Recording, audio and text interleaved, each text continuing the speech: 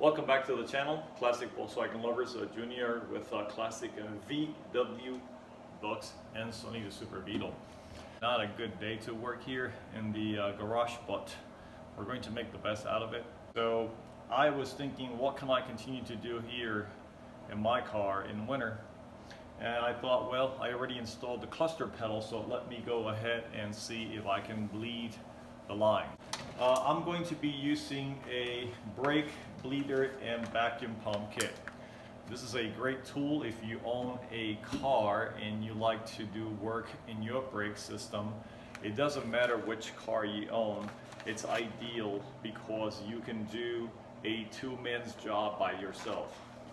And you may wonder, a two-man's job by yourself. So yes, if you come from my era, back in the day, having to work in your brake system, it was a two-man's job. You needed a person inside the car pumping that brake pedal, and then another person over at the master cylinder or at the wheel cylinders bleeding it.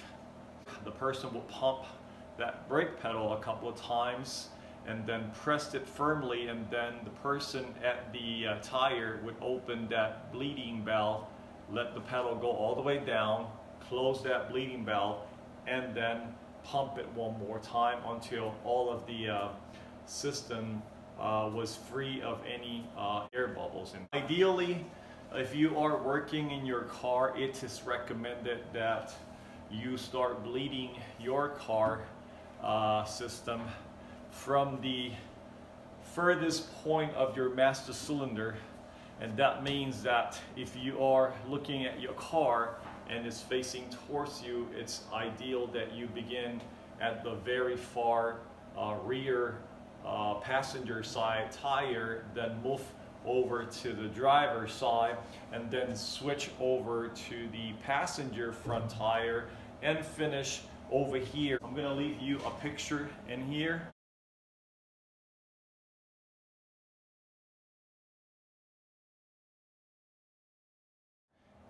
The way that the tires are numbered in it is the way that you should bleed your system. And then after you are done with that and you are testing your pedal, if it requires adjustment, I am also going to leave you another picture in there.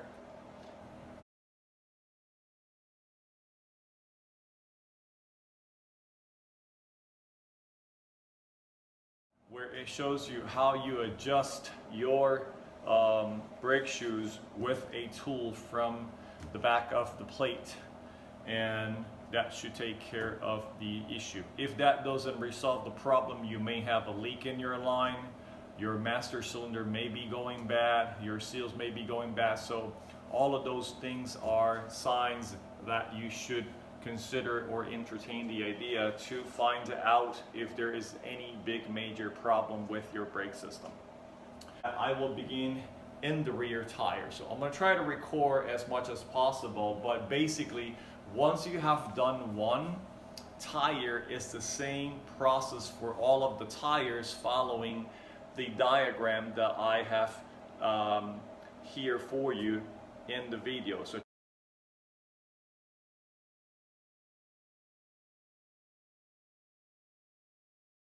check the diagram and follow that path, okay?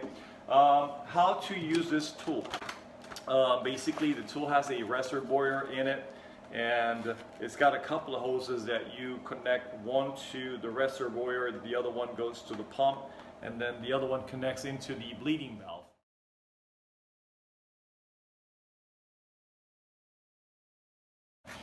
And what you want to do is you want to pump that pump to about 15 psi when you open your bleeding valve, and the air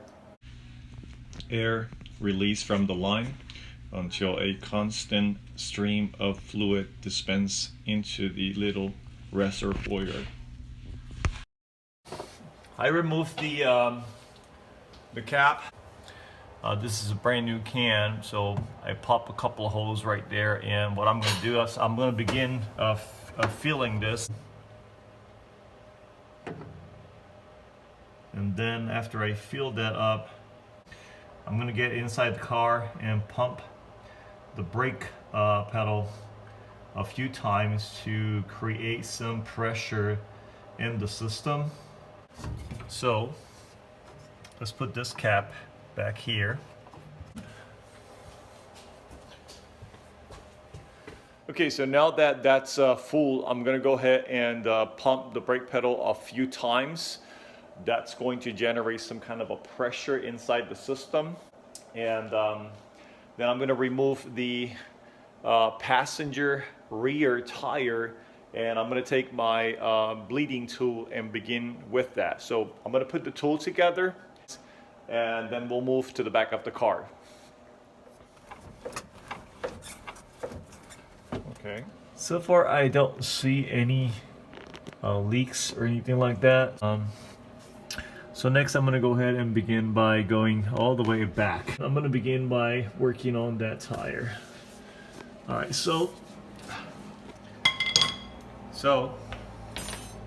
next we're gonna remove the tire.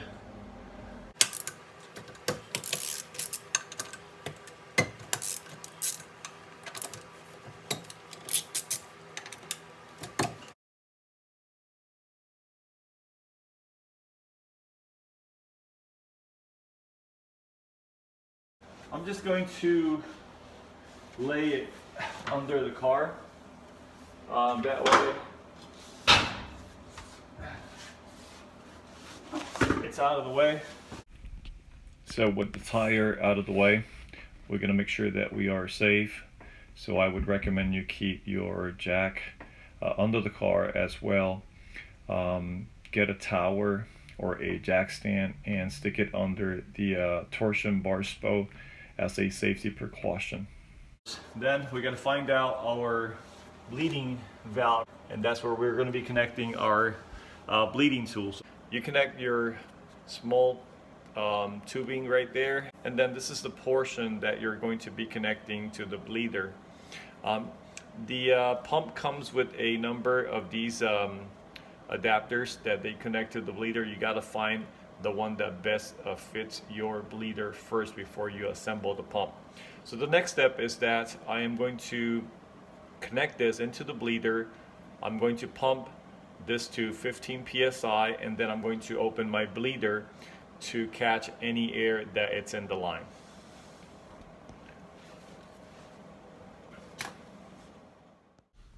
So next we're going to connect our bleeder hose to the bleeder. Make sure you have the right size wrench. Mine is 7mm. So now we're going to connect the hose to the bleeder.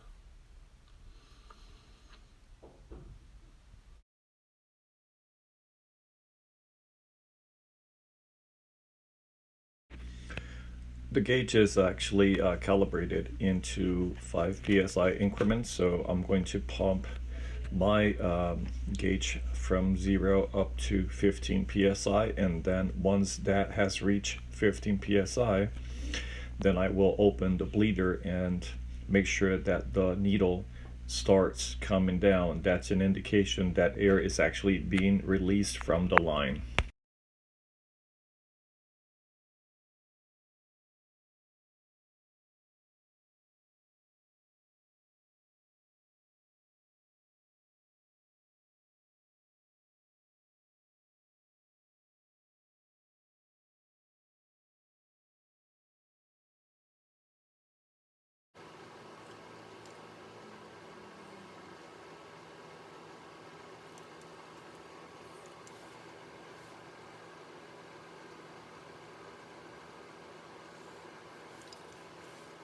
And so far there's no fluid in the reservoir,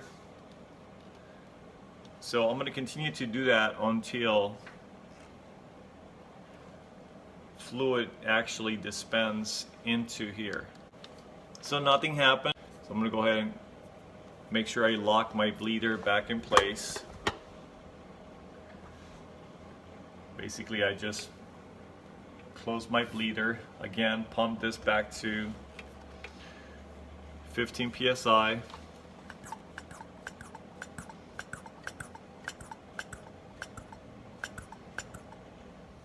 Okay guys, so here's the problem. main brake line inside the car. It's leaking. It's got a pore in it, and I have brake fluid all over the sound deadening. So check it out. This is what I was talking about. You see all that fluid right there? It's leaking right there at the 90-degree turn that you see going through the firewall. I'm just gonna take it out and replace it for a new one. I'm gonna have to catch whatever leftovers I have in the reservoir and recycle it into a container so that I can dispose of it in a proper manner. But basically, this is what's happening. Okay, guys, so I am back inside the house because it's really cold outside, and unfortunately I won't be able to complete this task today. So I have ordered a new brake line, and that's going to set me back maybe a week or so. I can't really determine because I depend on my suppliers and when they will ship.